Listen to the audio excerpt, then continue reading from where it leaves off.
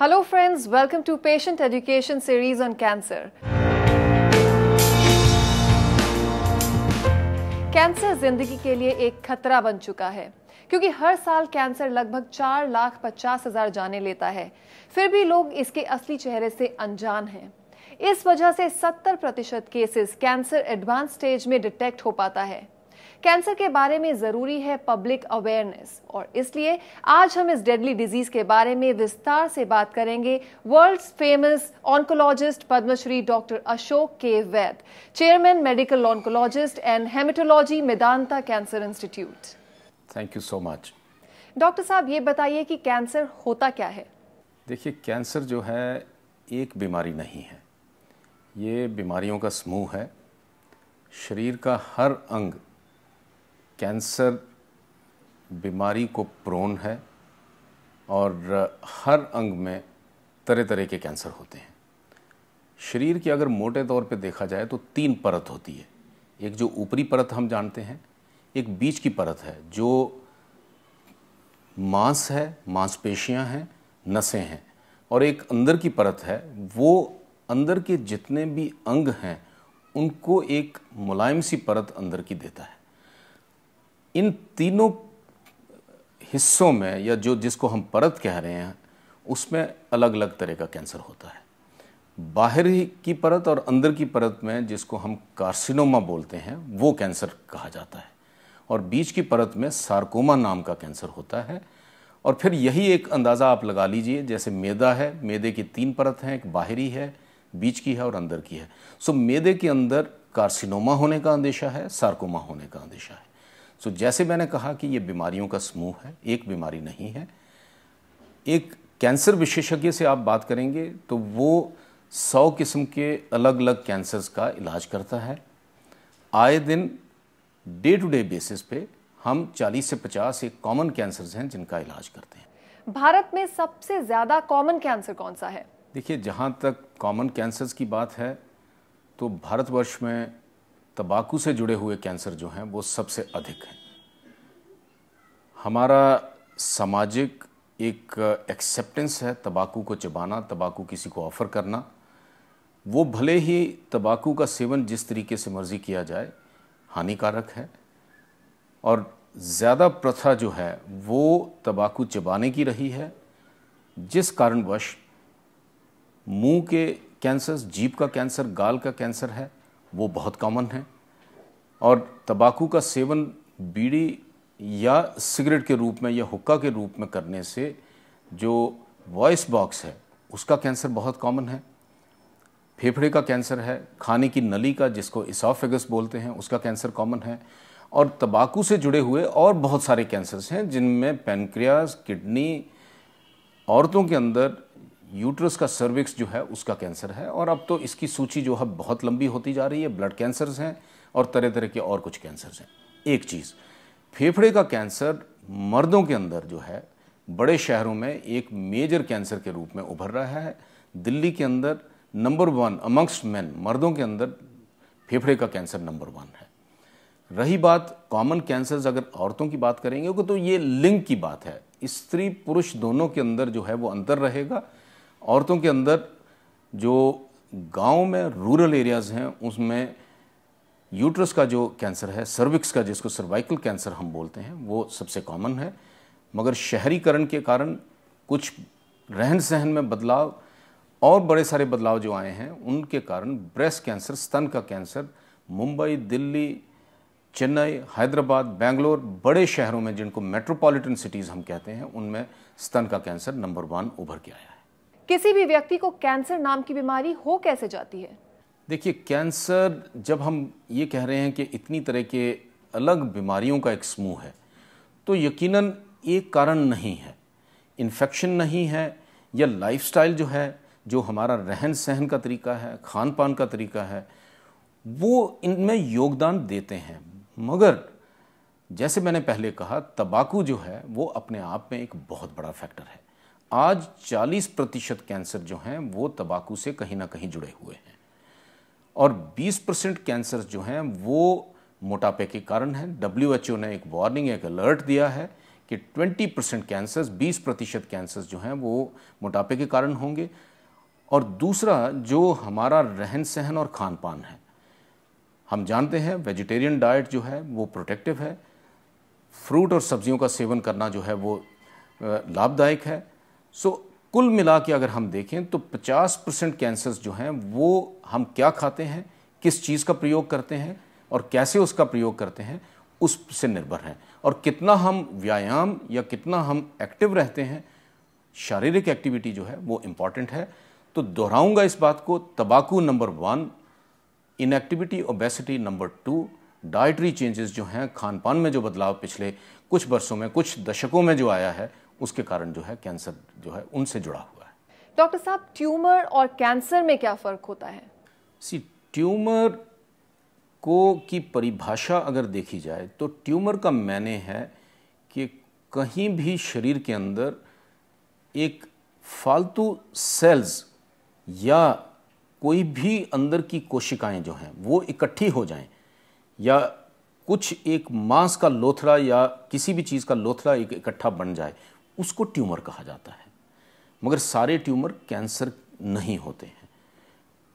Tumours जो हैं वो बिनाइन हैं और कैंसरस हैं। बिनाइन का माने है नॉन कैंसरस जो है। सो गांठ का होना एक इम्पॉर्टेंट बात है, मगर उसको बिनाइन और कैंसरस में, मेलिग्नेंट में उसका पहचान होना एक ज़्यादा ज़रूरी बात है, बिकॉज दोनों की इम्प्लीकेशन, उसका प्रभाव शरीर पे बहुत अलग है। बिनाइन चीज़ जो है वो लंबे समय एक जगह पे पड़ी रहेगी, वो ज़्यादा परेशान नहीं करेगी, मगर मेलिग्नेंट चीज़ जो भी एक ग्रोथ है वो बहुत तेज़ी से बढ़ेगी। कैंसर के मुख्य उपचार क्या होते हैं? देखिए, ट्रीटमेंट मोडालिटीज़ जो हैं, उपचार के तरीके 3 मुख्य तरीके रहे हैं। ऑपरेशन से कैंसर को निकाला जा सकता है, और ऑपरेशन उपरांत जो है रेडियोथेरेपी, जो हाई एनर्जी एक्सरे बीम्स हैं वो यूज़ किए जा सकते हैं, या उससे दवाओं का उपचार हो सकता है। पिछले 5 से 10 साल में उभरी है वो एडेप्टिव इम्यूनोथेरेपी है। अपने ही शरीर के इम्यून सेल्स जो हैं, अच्छे सेल्स हैं, उनको कैंसर के अगेंस्ट इस्तेमाल करना जो है ये नए तरीके हैं कैंसर के इलाज में। कैंसर जैसी बीमारी में टारगेटेड थेरेपी का क्या रोल होता है? बिल्कुल जी, टारगेटेड थेरेपी का मतलब है कि बाकी शरीर को छोड़ दिया जाए और सिर्फ ट्यूमर को टारगेट किया जाए। आज के समय में एक जो करंटली अवेलेबल, आज के दिन में अवेलेबल ट्रीटमेंट्स जो हैं, उनका एक बहुत बड़ा ड्रॉबैक ये है कि वो पूरे शरीर को असर करते हैं। बाल झड़ जाना, बॉडी की इम्यूनिटी कम होनी, उस कारणवश इन्फेक्शंस आने का अंदेशा है, मुंह की परत जिसको हम मुंह में छाले कहते हैं वो हो जाना। तो इन चीज़ों से बचने के लिए साइंस जो है ये प्रयास कर रही थी कि बाकी शरीर को यदि छोड़ दिया जाए, ऐसी दवा का इजाद हो जो जाके सिर्फ कैंसर के ऊपर काम करे।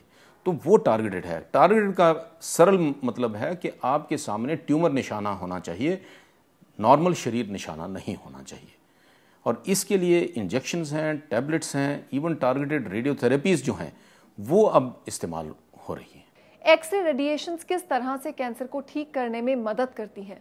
जी, ऐसा है कि हाई एनर्जी एक्सरेज जब हम इस्तेमाल करते हैं तो वो किसी भी सेल के अंदर डीएनए को डैमेज करता है, और कैंसर सेल का डीएनए यदि हम डैमेज करें तो उसमें रिपेयर एक्टिविटी, रिपेयर की क्षमता जो है वो इतनी कारगर नहीं होती है, इसलिए सेल अपना रिन्यूअल नहीं कर सकता है और सेल मर जाता है।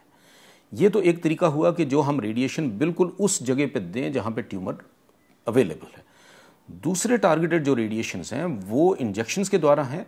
बहुत थोड़ी मात्रा में इंजेक्शन दिया जाता है, 1 ml या 2 ml का इंजेक्शन दिया जाता है, और वो बड़े सूक्ष्म लेवल पे कुछ ऐसे तत्व जो है वो कैरी करता है, और वो तत्व जाके बिल्कुल ट्यूमर में जाके बैठ जाते हैं और एक हल्के से रेडिएशन उस जगह में धीरे धीरे छोड़ते हैं और वो ट्यूमर उससे मरता है। और अब आगे की जो एडवांसमेंट है उसमें कीमोथेरेपीज और टारगेटेड रेडिएशंस दोनों को कंबाइन किया जा रहा है। तो इससे जो हमारी ट्रीटमेंट है वो उस जगह पे पहुंचती है जहां उसकी ज़रूरत है और जहां उसकी सबसे ज़्यादा जो कंसंट्रेशन होनी चाहिए, उस कारणवश ट्यूमर कंट्रोल जो है वो बेटर हुए जा रहे हैं। कैंसर के लक्षण क्या क्या होते हैं?